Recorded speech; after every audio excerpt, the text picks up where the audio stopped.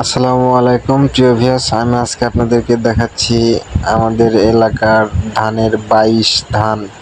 তো আমরা এইগুলো প্যাকেটজাত করে পাঠাচ্ছি ফেনী, নোয়াখালী, কুমিল্লা এসব অঞ্চলে। সেই অঞ্চলগুলায় বর্ষাতে কিন্তু ডুবে গেছিল। তো আমরা এগুলা দেখেন 45টা আটি দিয়ে কিন্তু এগুলা প্যাকেট করতেছি।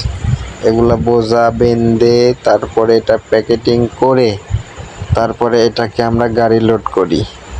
আর এখান থেকে গাড়ি লোড করে বরিশাল, ফেনী, নোয়াখালী, চট্টগ্রাম বিভিন্ন জায়গায় আমরা এটা পাঠিয়ে দিই। তো যাদের এলাকায় এখনও ধানের বীজ রোপণ করেন নাই এবং ধানের চারা নাই, যারা চারা বলেন, জালা বলেন, বেসন বলেন, যাই বলেন, সব কিন্তু আমাদের সিরাজগঞ্জ জেলায় পাওয়া যায়। আর আমরা এগুলো